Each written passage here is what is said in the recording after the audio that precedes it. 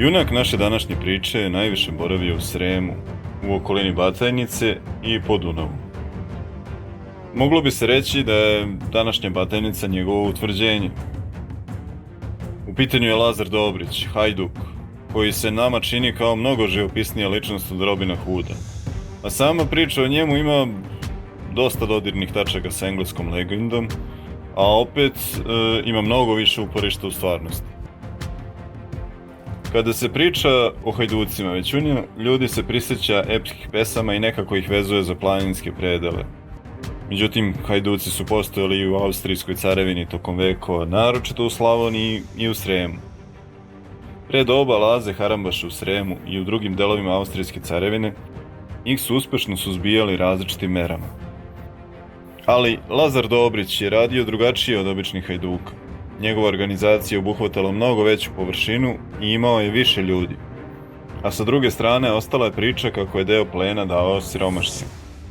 Možemo sumnjati da je deo toga neka romantizacija i preterivanje, ali ostaje činjenica da Laza Harambaša nikad nije uhvaćen. Iz zvaničnih dokumenata i sačuvanih priča vidimo da se Laza sa svojom družinom svetio narodnim zulumčarima i da je rado pljačkao lađe sa žitom i brašnom koje su delili okolnoj sirotinji. To je izgleda učinilo da je on bio bolje obavešten nego vlast. Ovo piše Ignjac Sopron, Zemunac nemačkog porekla u svojoj monografiji o Zemunu i okolini. Monografije von Zemlin und Umgebung. Naša priča počinje u mestu Novi Karlovci, kod Inđije. Davne 1720. zbog pretrpljenih velikih šteta u ratu sa Turcima, stanovnici Sremskih Karlovaca podneli su molbu da im se ustupe pustare Sase, Pazova i Jarkovci. Selo na mestu pustare Sase dobilo je naziv Novi Karlovci, ali se naziv pustare zadržao kao nadimak. Taj naziv verovatno potiče od nekog starog naselja i postoji i danas kao drugo ime, nadimak. Nije jasno do kraja odakle potiče to ime. Neki kažu da je po rudarima Sasima, mada je to samo pretpostavka po sličnosti reči. Nema baš nekog drugog osnova. Najčešće se ime vezuje za cveće, plavu sasu, koje je verovatno bilo mnogo u okolini ovog sela. Novi Karlovci, kao i Batajnica u to vreme, postali su takozvani šanci, naselja graničara čije je prevashodno zanimanje bila vojna graničarska služba. Srem, kao i Vojvodina uopšte, tada su bili prilično drugačiji nego danas. Zapravo ti predeli su bili najmanje naseljeni, suprotno od današnjih tendencija, prvenstveno zbog višedecenijskih ratova. Šuma i ritova je bilo posvuda, puteva malo ili nimalo. Srem se nazivao i Sremsko ostrvo, jer je sa dve strane bio okružen rekama, a sa treće ogromnom močvarom. Močvara i bara je bilo mnogo više nego danas. Mnoga sela po pola godine uopšte nisu bila dostupna drugačije nego čamci. Naselja tada nisu ličila na današnje. Mnogo seljaka je živjelo u zemunicama, poluukopanim kućama, na sličan način kao naši davni preci u teška vremena. Posebne zgrade za stoku uglavnom nisu postojale, a žito i druga hrana se čuvala u posebno napravljenim rupama u zemlji, koje su pre ostavljena žita paljeni iznutra kako bi se očistila i zemlja s peklom i tako postajala tvrđa i otpornija. Na ruku hajducima je išlo i samo stajanje na granici, to jest u predelima duž Save, Dunava i okolini. Bilo je puno hrastovih šuma, u višim predelima i bukovih, gustih i nenaseljenih. Niži močvarni predeli bili su obrasli trskom, visokom travom i žbunjem, tako da su predstavljali nepregledno skrovište. Bare močvara i vodeni kanali predstavljali su puteve, a rečna ostrva i drugi delovi idealna skrovišta. Pošto je u celom pojasu prema Osmanskoj državi Austrija pravila vojnu krajinu, Srbima koji su tu živjeli ili se naseljavali davali su povlastice za vojnu službu. Uglavnom bili su svoji na svome, ali su za tu slobodu plaćali tako što su veći deo života provodili u vojnoj službi. Ovaj deo Srema naselili su između ostalog naseljenici iz Like i Dalmacije. Po nekim pričama potomak tih planinaca je i Lazar Dobrić koji se rodio u Sasama. Prezime Dobrić jeste često u Dalmaciji, pa bi to moglo biti i tačno. U ta vremena hajduka je bilo mnogo, ali najčešće su radili u malim četama ili čak samostalno. Tokom celog 18. veka preduzimane su mere protiv njih. Organizovane su potere velike. Ucenjivane su im glave. Borili su se i protiv jataka. Nekad su kažnjavane i cijela sela ako se saznalo da je neko u selu čuvao hajduke. Podizane su ograde i kopani jarci oko sela uz odredbe da niko noću ne sme da se udalji. Danonoćno se stražarilo na čardacima sagrađenim na mestima dakle se moglo vidjeti daleko. Uvedene su čak i kazne protiv priče koje su se širile u narodu o hajducima, pa su drakonski kažnjavani oni koji su ih pričali na javnim skupovima i tako dalje. Ili ako se sazna za nekog da je pričao, bio bi kažnjen. Sve ovo je naravno išlo uz podršku i nagrade potkazivačima. I možemo zamisliti da je to u običnom narodu pravilo mnogo veći revolt od samih hajduka. Zabeleženo je da je Lazar Dobrić u početku vodio miran graničarski život. Oženio se Pelagijom Vujković. Izgleda da mu je naneta neka nepravda, najverovatnije od vlasti, ali ne znamo ništa podrobnije. Od tada počinje da se bavi hajdučijom, ali se razlikuje od drugih hajduka jer je napravio široku organizaciju, bio je sposoban i harizmatičan. Imao je skrovišta na ostrvu Crvenka preko puta Batajnice, u šumama i močvarama tih krajeva koji su se zvali i Hajdučka tvrđava. Zabeleženo je i da je boravio na ostrvu Čakljanac, na Dunavu između današnjeg Velikog sela i Ritopeka. Nedaleko odatle, to jest na susednom ostrvu, nalazi se danas poznato kupalište Bela Stena. Samo ime ostrva Čakljanac je izgleda nastalo od čaklje. To je ime za više alatki, ali najverovatnije da se ovde radi o gusarskoj kuki kojem su hvatani brodovi. Ostrvo Čakljanac je 3 puta veće od Velikog ratnog ostrva. Obraslo je šumom, a sa starih karti se vidi da je menjalo oblik, kao što je i Dunjav menjao tok. Na jednoj od starih karti Čakljanac čak dopire do Vinče. Dunavske obale i ritovi sa lavirintima kanala i močvara i gustim šumama bili su mu jako dobro poznati i stalno je koristio prednosti terena. A kada bi se digla austrijska potera, on bi se skrivao na turskoj teritoriji i obrnuto. Evo nas u Surdugu, kod Lesne Zarance, Lesna Zarance proteže duž celog Srema i Lesnu Zarance u hajduci Lazara Dobrića, a nikada koristili na veoma zanimljiv način. Recimo, kopali su tunele, veoma dugačke, u samom brdu Zaravni, koje bi sakrivali sa ševarom i sa raznim drugim nastanjem.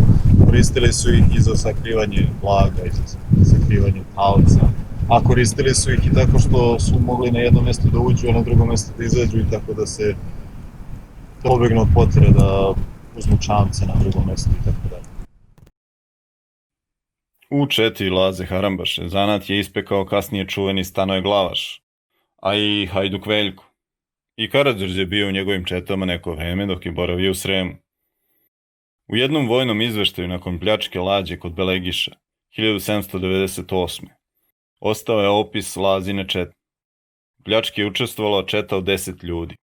Svaki momak je imao po dugu pušku, po 2 pištolja i handžar za pojasom. U izveštaju je dat i opis Laze Harambaše i Stanoja Glavaša. Harambaš je bio čovjek više od srednje visine, smeđe kose i dobro razvijen. Lice mu je bilo glatko obrijano, bez brkova, a pod levim okom je imao veliku brazgotinu kao obeležje. Bio je odeven u turski crven kožuh, opervažen krznom od kune, sa širokim crvenim čakširama i crvenim pokrivačem na glavi, nalik na turban. Njegov zamenik, Stanoje Glavaš, po tom opisu bio je visok, jak čovek, crnomanjast, crne kose i brkova, a odelo mu je bilo slično Harambašinom. Odmah po pljački krenula je potera, ali nisu baš nikakve tragove našli. Po Sopronovim zapisima drskost Laze Harambaše izgleda bila veoma velika. On piše da je pored trgovačkih lađi napadao čak i ratne šajke opremljene topovima. Njegova družina zadavala je veliku brigu vojnim zapovednicima austrijskog dvora. Pošto je viša vlast sumnjala u srpske oficire, za novog komandanta u Mitrovici postavila nemačkog pukovnika. On se hvalio kako će uhvatiti i javno pogubiti sremačkog razbojnika. Ali Laza se sam prijavio, i to na sledeći način. Pustio je bradu, obukao mantiju i pojavio se kao srpski vladika i tražio prijem kod vojnog zapovjednika. On ga naravno primio i kada su ostali nasamo, Laza je izvadio kuburu i rekao: "Eto, došao sam vam na noge, čuo sam da me tražite." Oficir je bio prinuđen da svojim kočijama na kraju razgovora isprati Harambašu, pravdajući se da želi da vladiku isprati kako je red. U toj priči koju je preneo Sreten Popović u knjizi Putovanje, pukovnik je bio šokiran Lazinom hrabrošću i nakon toga se neko vreme manuo gonjenja. Ignjat Sopron piše kako je 1803. Laza Harambaša sa družinom upao u jednu gostionicu u Zemun, koja se nalazila na puškometodijake gradske straže, koja je čuvala barutanu. Opljačkali su gostionicu, zatim su prisilili gazdu i gazdaricu da igraju sa gostima. Harambaša je govorio na nemačkom, koji je dobro znao. Pri odlasku iz gostionice rekao je gostima kako mogu odmah obavestiti pukovnika i načelnika da je u gostionici bio Laza Harambaša sa svojim društvom. I rekao je da on do sada nije palio Zemun, ali će to učiniti kad bi protiv njega digli i ceo puk, samo da pokaže Švabama da ih se ne boji. Lazina družina uglavnom nije napadala Srbe, mada je bilo i tih slučajeva. U predanju se kaže da su to bili saradnici i plaćenici dvora ili poturice, što je možda donekle ulepšena slika koja je došla do nas, a možda je i istina.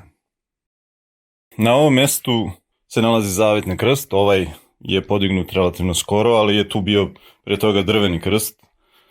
I na ovom mestu se svake godine na dan Svetog cara Konstantina i carice Jelene održavaju litije.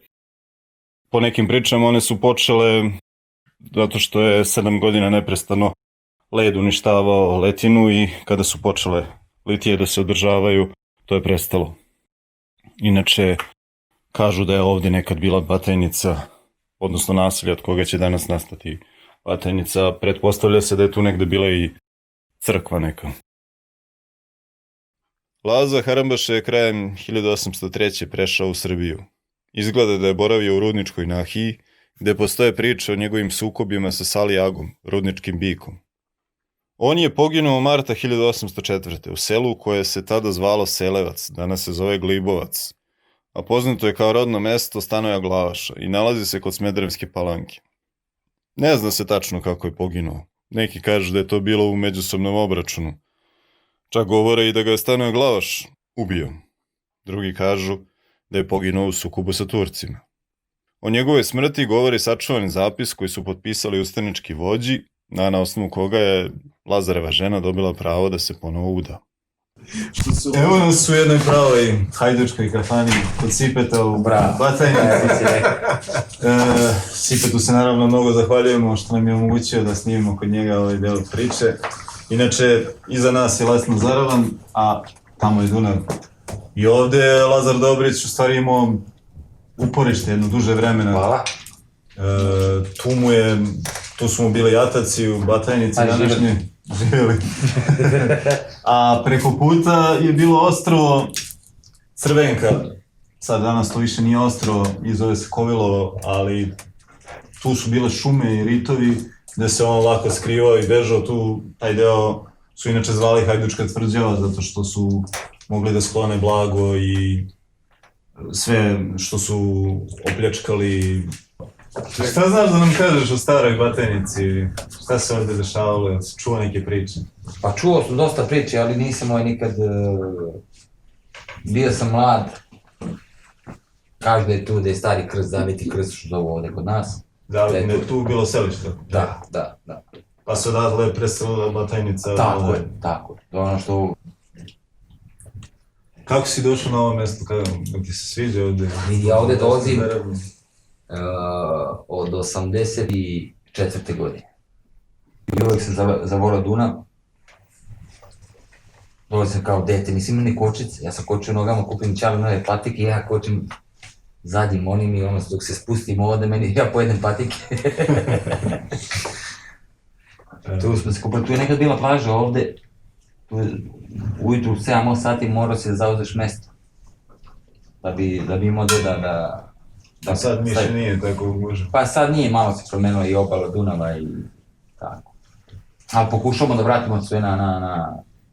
Lepo izgleda. Mislim, gleda prelepo. Sad kad je zima, kad je vetar je drugačije, ali unutra je opet lepo. Ovdje je toplo, naravno. Koji imaju Možemo drvene čance. kad bude toplije vreme da malo prođemo negde čance. Kako ne, ima vamo iza ovaj kanal. Ovo što vidite sad ovdje, to je iza i kanal, pa i tek ide ona šuma, o čemu ti pričao malo pre. I ide jedno kilometar, dva, koliko ima do? Ima oko 2 kilometra. Oko 2 kilometra. Sve zavisno od vodostaja. Kažeš da se nekad ovde kuvala čorba, riblja. Ovdje se uvijek kuva riblja čorba i dan danas, samo što se kuva sa malo drugačiji način nego što se nekad kuvala. Ja i od drugara starih ljudi, moji drugara, očevi i dede, su nekad kuvali čorbu od dunavske vode. Jer u principu ovdje nema vode, nema struje, kao što vidite. Da kažemo divljina, ali je pitoma. Za Hajduke pitom. U svakom slučaju, Lazina družina je na neki način, kao i Kočina krajina, preteča velikog rata sa Turcima. Danas poznato kao prvi srpski ustanak. Iako, u stvari nije prvi. U njegovoj družini su stasale hajdučke ustaničke vođe, a njegova družina je i povezivala Srem sa Srbijom i Banatom i omogućila je mnogim ljudima da putuju, a da to zvanične vlasti ne znaju. Laza Harambaš je pokazao svojim sunarodnicima kako je moguće suprotstaviti se carevinama i njegova hrabrost i drskost su vratno bili uzor mnogim generacijama kasnije. U njegovom selu, rodnom, podignut mu je spomenik pre 2 godine, koga je izradio umetnik iz tog sela Predrag Banjeglav, a u planu su i manifestacije u Lazinu čast. Po rečima stanovnika sela, spomenik treba da pokaže da je moguće da za svakog bude dovoljno, a da bi se to postiglo, Laza je pokazao način. Otimalo se od bogataša i delilo sirotinji. Na taj način u stvari su se napadale carevine, tamnice naroda i na kraju su i one srušene.